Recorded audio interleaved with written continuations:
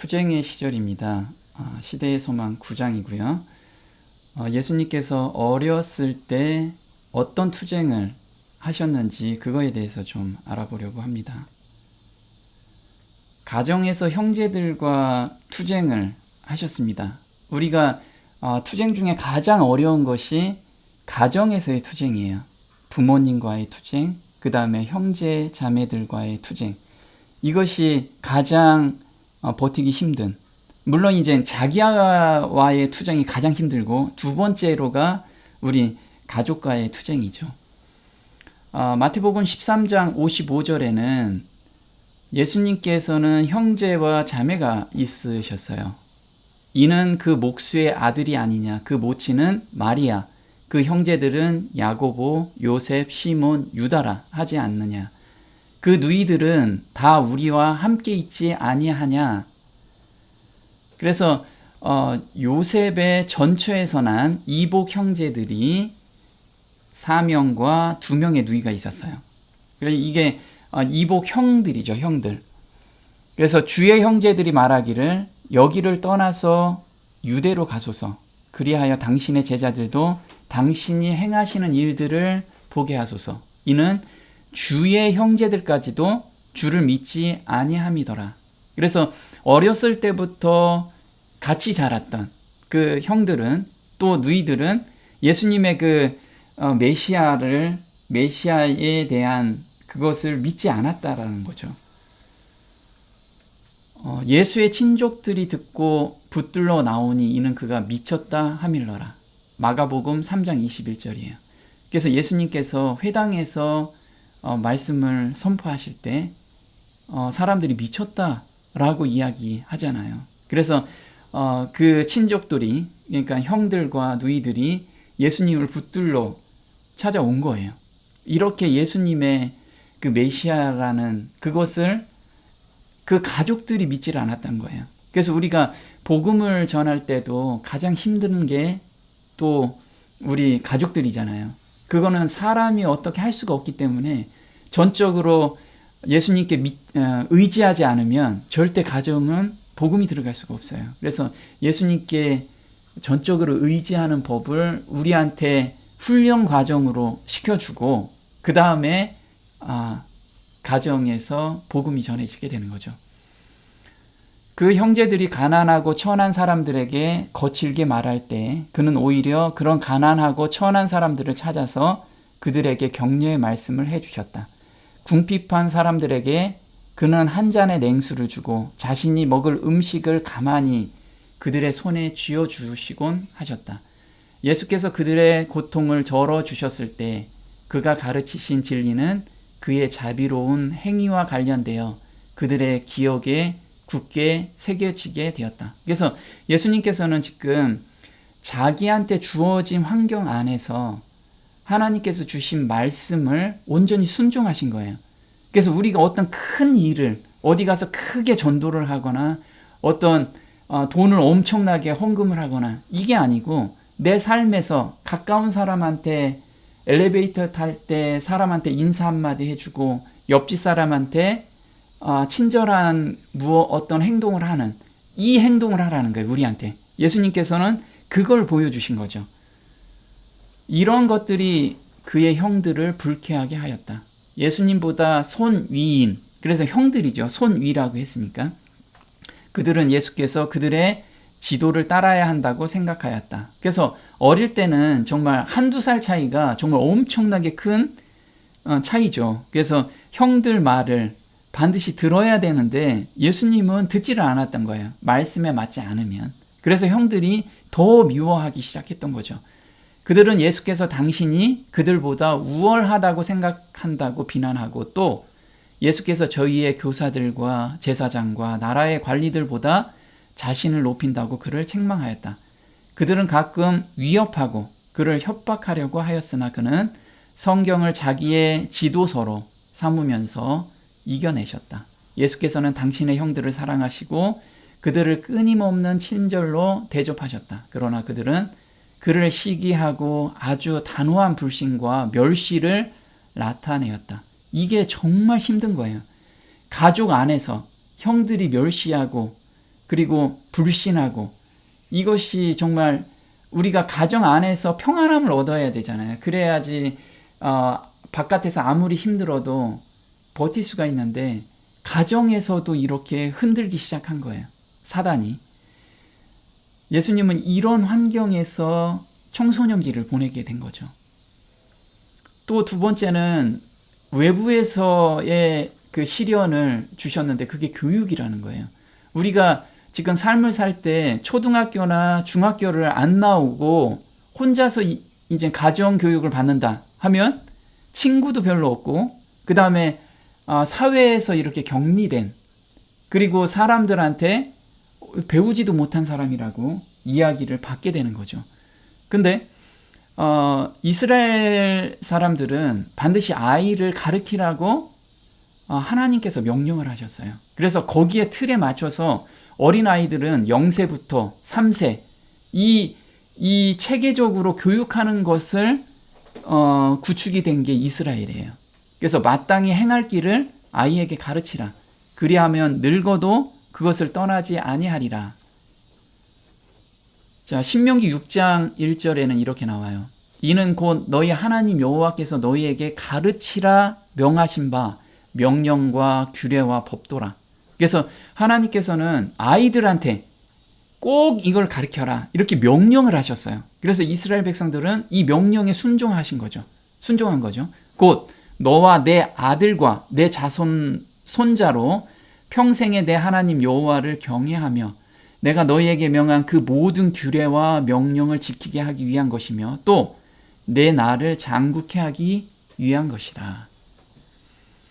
그래서 이스라엘 백성들은 모세 오경으로 구성된 토라와 랍비들의 가르침인 탈무드를 가지고 자녀들을 가르쳤다. 토라는 365가지의 하지 말라, 이게 들어있어요. 365가지. 그럼 우리가 하루에 하나씩 있잖아요. 1년이 365일이기 때문에 하루에 하나씩 가르친 거예요. 하지 말라는 걸. 그거를 삶에서 실천하게 만들었던 거예요.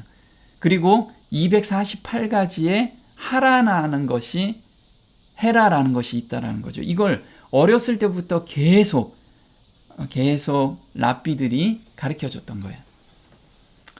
그래서 예수님께서는 때가 참에 하나님이 그 아들을 보내서 여자에게서 나게 하시고 율법 아래 나게 하신 것은 갈라디아서 4장 4절이에요.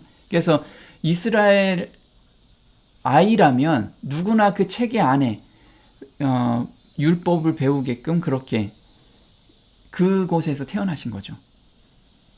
자, 교육으로서 투쟁을 어떻게 하셨냐면, 유대나라 소녀는 아주 어렸을 때부터 랍비들이 만든 규례들로 둘러싸여 있었다. 생애의 가장 사소한 면에 이르기까지 모든 행동을 제한하는 엄격한 규정이 세워져 있었다. 그래서 너무나 엄격한 거예요. 안식일에는 얼만큼 걸어가지도 말고, 무엇을 하지 말고, 그리고 삶에서는 이렇게 삶을 살고, 이걸 규정을 정말 숨막히도록 만들어 놓은 거예요. 그리고 그것을 온전히 따라가는 청년들은 정말 칭찬을 받고, 이런 사회 분위기였다는 거예요. 그래서 청소년들은 회당의 교사들의 지도하에서 정통적인 이스라엘 백성이라면 준수해야 할 무수한 규칙들을 배웠다. 그러나 예수께서는 이런 문제에 관심을 가지지 않으셨다. 그는 유년 시대부터 랍비의 규칙에 귀해받지 않고 행동하셨다. 그는 늘 구약 성경을 연구하셨으며 여호와가 이같이 말하노라는 말씀에 언제나 그의 입술에 있었다. 그래서 우리가 묵상, 명상이라는 것이 작은 소리로 읊조리다, 이게 원어의 뜻이라는 거죠. 그래서 예수님께서 어려서부터 계속해서 구약 성경을 읽고 외웠어요. 외우면서 다니기 때문에 그 상황에 맞는 성경 구절이 계속해서 하나님께서 그것도 계속해서 보여주신 거죠. 그래서 우리는 예수님과 닮아가고 싶다면 예수님의 행동하신 삶을 우리가 그대로 따라가면 된다는 거예요. 그들은 아무런 가치도 없는 유전적 의식을 지키고 있었다. 그들의 예배는 한낱 의식의 반복에 불과했다. 예수께서는 믿음이 없이 드리는 그들의 예배에서 그들이 아무런 평안도 얻지 못하고 있음을 아셨다. 그들은 진리 안에서 하나님을 섬길 때 그들에게 임하게 될 심령의 자유를 알지 못했다. 그래서 예수님께서는 심령의 자유를 얻었어요. 그 자유라는 건 뭐냐면 죄의 유혹에서 올무가 걸리지 않는 그 자유함을 얻으신 거예요. 그래서 우리는 이 심령이 힘들고 어려운 것은 사단이 주는 죄의 올무에 우리가 걸렸다는 걸 정말 인식해야 돼요. 그때부터 예수님을 찾게 되거든요. 너희는 가로되 누구든지 아비에게나 어미에게 말하기를 내가 드려 유익하게 할 것이 하나님께 드림이 되었다 하기만 하면 그 부모를 공경할 것이 없다 하여 너희 유전으로 하나님의 말씀을 폐하는도다. 그래서 예수님께서 유년 시절에 이 랍비들이 가르치는 그 무수한 유전들, 이것이 성경하고 맞지 않기 때문에 성경만 오로지 보게 된 거예요.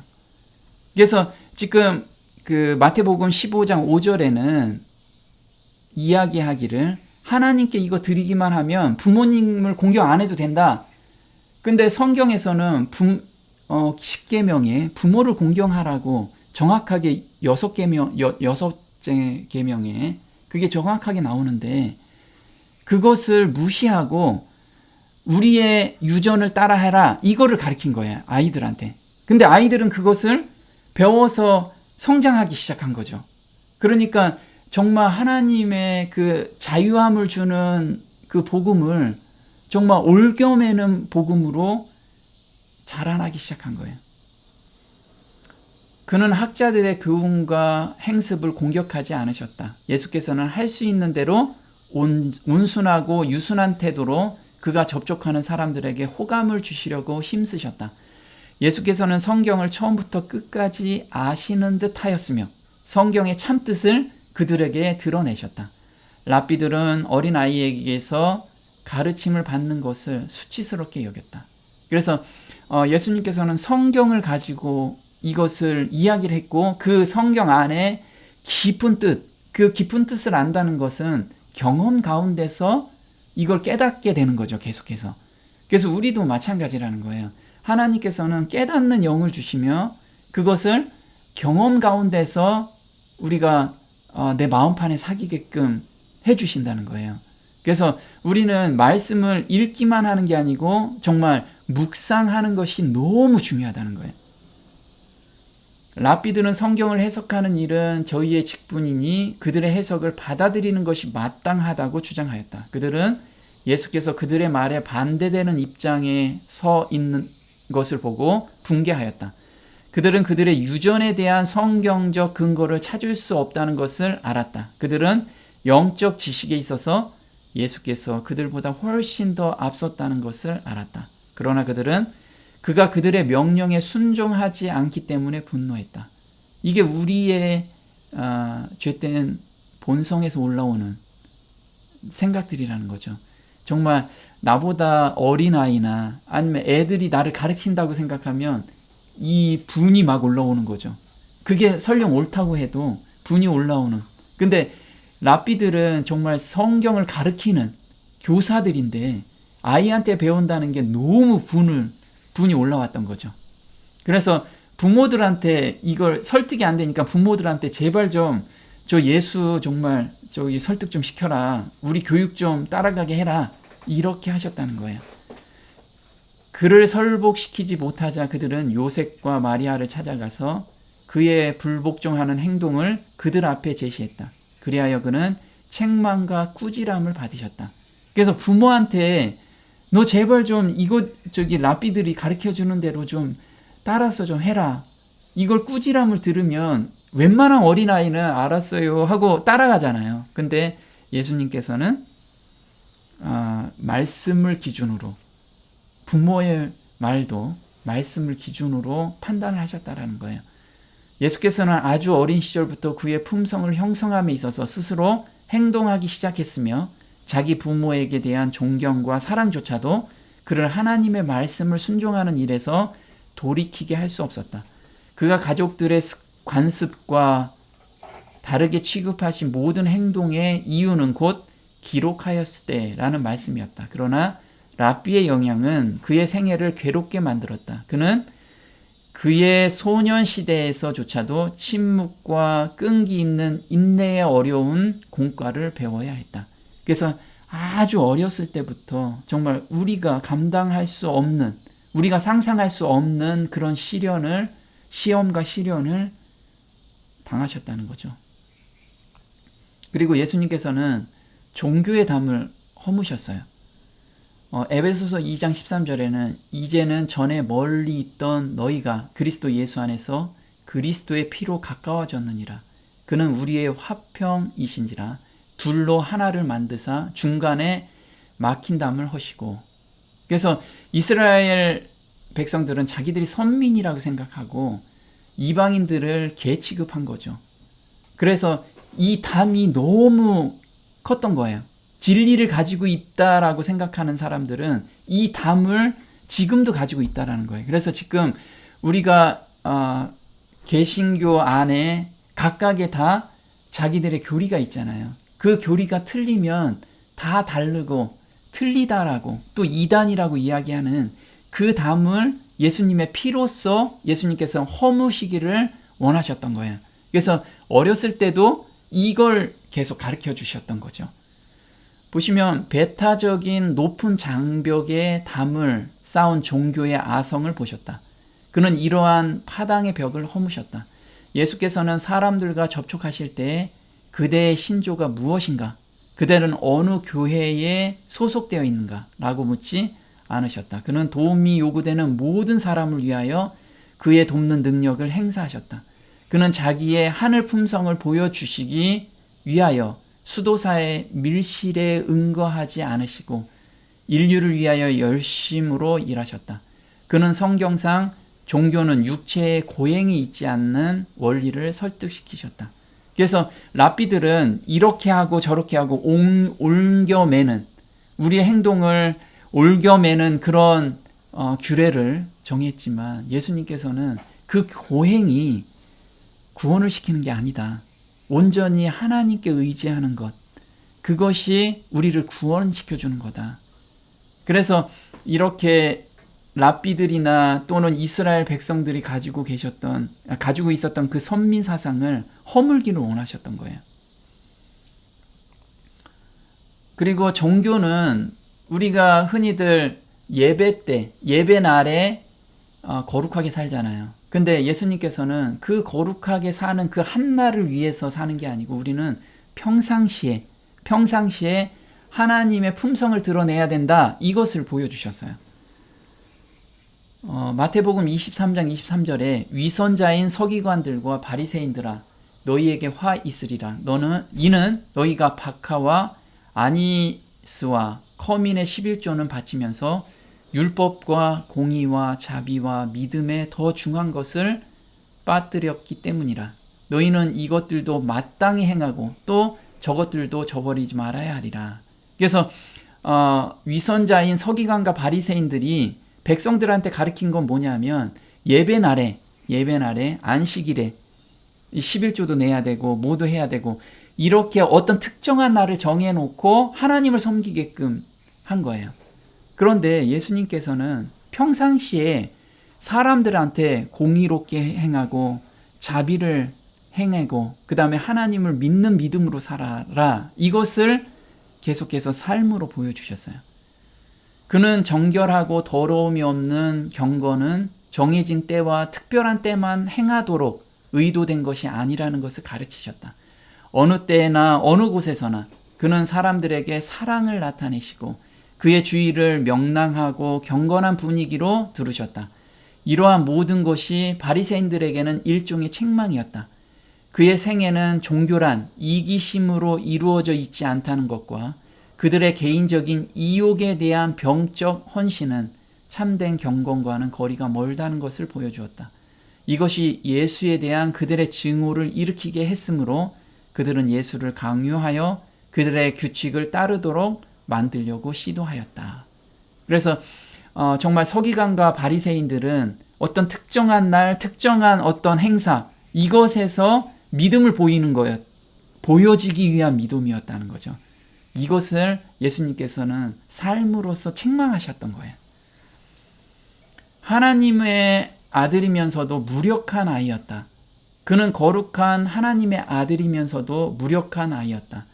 세계들과 지구가 창조주이신 그의 소유였으나 빈곤이 그의 생애의 매 발걸음의 특징이 되었다. 그는 세상의 교만과 주제넘음과는 아주 판이한 위엄과 개성을 가지고 계셨다. 그는 세속적인 위대함을 얻기 위해 분투하지 않으셨고 오히려 가장 비천한 지위에서도 만족해 하셨다. 이것이 그의 형들을 노하게 하였다. 그가 시련과 손실 가운데서도 언제나 평온하신 것을 그들은 이해할 수가 없었다. 그래서 그분은 이런 거였죠. 세상에 살면서 하늘의 부가, 하늘의 부요함이 예수님께서 항상 가지고 계셨어요. 그러다 보니까 이 세상에서의 부귀와 영화, 그리고 이 세상에서의 안락함, 이런 것이 가짜라는 것을 알게 된 거예요. 그래서 아시면서 사신 거죠. 그래서 항상 현재 위치에서 만족하면서 사실 수 있었던 거예요. 우리도 마찬가지로 만약 이 땅에서만 산다라고 생각하면 만족함이 없잖아요. 항상 비교하고 잘된 사람 부러워하고. 그런데 하늘의 그 부요함이 정말 현실화된다면, 내가 정말 간직하고 있다면 이것이 부러움이 하나도 없다라는 거예요. 어차피 이거는 우리가 죽을 때 가져갈 게 하나도 없는데 이걸 가지고 아웅다웅 살고 그런 사람들을 볼 때 오히려 불쌍하고 그런 사람이 긍휼히 여겨지는 거죠. 저 사람도 정말 하나님의 사랑을 알게 되면 정말 구원받을 사람인데 이렇게 관점이 바뀐다는 거예요. 그의 표준은 그들의 표준이 아니었다. 그래서 우리도 마찬가지예요. 이 삶에서 세상 사람들의 표준으로 산다면 항상 불안하고 항상 부러워하는 마음이 생길 거라는 거예요. 그렇지만 우리는 표준이 예수님의 표준으로 삼아야 된다는 거죠. 그 삶을 살아야지만 이 가운데서 요동치지 않고 평안한 가운데 살 수 있어요. 그들은 사람을 바라봄으로 하나님에게서 돌아섰으므로 그들의 생애 가운데 하나님의 능력이 없었다. 그들이 지켰던 종교의 형식은 품성을 변화시킬 수 없었다. 그가 세상에서 오직 한 가지 미워하신 것이 있었는데 그것은 곧 죄였다. 그는 악행을 목도할 때마다 숨길 수 없는 고통을 느끼셨다. 외형적인 성결로 죄에 대한 사랑을 숨기는 형식주의자들과 하나님의 영광을 위한 열성을 으뜸으로 삼는 사람 사이에 대조는 명백하였다. 예수의 생애가 악을 책망했기 때문에 그는 가정 안팎에서 반대를 받았다. 그의 이기심 없는 결백성은 오히려 조소 섞인 평을 받았다. 그의 인내와 친절은 소심으로 불리웠다. 자, 사단은 예수님의 생애를 매 순간 괴롭혔어요. 우리에게 있는 대제사장은 우리 연약함을 체휼하지 아니하는 자가 아니요 모든 일에 우리와 한결같이 시험을 받은 자로 돼 죄는 없으시니라. 히브리서 4장 15절이에요. 그래서 예수님은 어렸을 때부터 정말 십자가에 못 박히실 때까지 엄청난 시험을 받으셨다는 거예요. 그리고 모든 시험을 우리보다 훨씬 큰 시험을 받으셨다는 거예요. 인간이 당하는 온갖 쓰디쓴 슬픔 중에 그리스도께서 맛보지 않은 것은 하나도 없었다. 만일 그가 한마디의 조급한 말로나 표정으로 응수하였더라면 또는 단 한 번이라도 부정한 행위를 함으로 그의 형들에게 양보하였더라면 그는 완전한 모본이 되지 못하였을 것이다. 따라서 우리의 구속을 위한 계획도 성취하지 못하셨을 것이다. 만일 그가 죄에 대한 핑계가 있을 수 있다는 것을 인정만 하셨더라도 사단은 승리하고 세상은 영원히 잃어버린 바 되었을 것이다. 이런 까닭의 마귀는 예수의 생애를 가능한 한 괴롭게 만들어서 그를 죄에 빠뜨리려고 노력했다. 그러나 시험을 당하실 때마다 그의 한 가지 대답은 기록하였을 때라는 말씀이었다. 그래서 예수님은 한순간도 긴장을 놓지 않으셨어요. 한순간도 말씀을 놓지 않으셨다는 거예요. 그래서 항상 말씀을 묵상하고 그 다음에 읊조리고 이거를 하심으로 사단이 공격하는 유혹들을 온전히 승리하실 수 있었다라는 거예요. 승리의 비결을 우리한테도 똑같이 알려주신 거예요. 나같이 행하라. 그럼 너희도 승리할 수 있다라는 것을. 그래서 예수님께서는 시간 날 때마다 천연계에서 하나님과 함께 하셨어요. 예수님께서 조용히 함께. 누가복음 22장 39절에는 예수께서 나가사 습관을 쫓아, 그래서 어렸을 때부터 이 습관을 길들였던 거예요. 그래서 3년 반 동안 공생하실 때도 똑같은 그 습관대로 기도하시고 묵상하셨던 거예요. 그래서 습관을 쫓아 감난산에 가심에 제자들도 쫓았더니 그곳에 이르러 저희에게 이르시되 시험에 들지 않기를 기도하라. 그래서 습관을 쫓아 기도하셨어요. 시험에 들지 않기 위해서. 저희를 떠나 돌 던진 만큼 가서 무릎을 꿇고 기도하여. 그래서 예수님께서는 정말 매 순간 그리고 매일 이 습관을 기르셨던 거죠.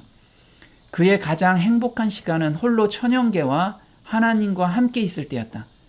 기회가 있을 때마다 그는 일하던 곳에서 떠나서 들로 가시고 푸른 골짜기로 가서 명상하고 또는 산 비탈이나 산림 속에서 하나님과 교통하셨다. 이른 아침에 그는 흔히 외다른 곳에서 성경을 상고하거나 기도하셨다. 이게 상고하는 게 묵상이라는 거예요. 그는 이 조용한 시간들을 가지신 후에 집에 돌아가서 다시 집안일을 돌보며 인내성 있는 수고의 모범을 보이셨다. 그래서 그 말씀을 묵상한 것을 가슴에 안고 하루를 사신 거예요. 그러니까 사단이 공격해도 틈이 없었던 거죠. 피곤함에도 불구하고 무거운 짐을 지도록 강요를 받은 사람들을 여기저기에서 보실 때마다 그는 그들에게 동정의 말씀을 해주셨다. 그는 그들의 짐을 나눠지시고 하나님의 사랑과 인애의 선하심에 대하여 그는 천연계에서 배웠던 교훈을 그들에게 여러 번 말해 주었다. 유년, 청년, 장년 시대를 통하여 예수께서는 홀로 다니셨다. 그는 인류의 구원을 위하여 심히 무거운 책임을 지셨다. 인류의 원칙과 목적에 결정적인 변화가 없는 한 모두가 다 잃어버린 바 되리라는 것을 그는 아셨다. 이러한 사실이 그의 마음을 억눌렸으며 아무도 그가 진 짐의 무게를 이해할 수 없었다. 열렬한 목적으로 충만하신 예수께서는 자신이 사람들의 빛이 되도록 그의 생애의 계획을 실천하셨다.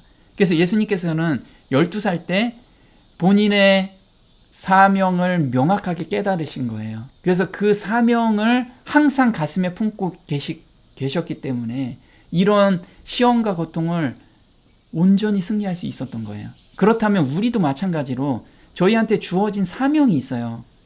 사명이 하나님의 품성을 드러내는 것이 우리의 사명이에요. 그래서 많은 사람을 다시 하나님께로 돌아오게, 회개해서 돌아오게 만드는 건데, 그러면 이 사명이 정말 명확하다면 우리에게 지금 각자에게 오는 그 시험을 넉넉히 이길 수 있다는 거예요. 그 사명이 명확하다면, 내 가슴에 명확하게 이게 자리 잡고 있다면 예수님이 승리하신 것처럼 우리도 온전히 승리할 수 있다는 거, 그걸 우리가 항상 기억했으면 좋겠습니다. 그래서 매 순간이 영원한 결과를 초래한다는 것을 모본으로 보이셨어요.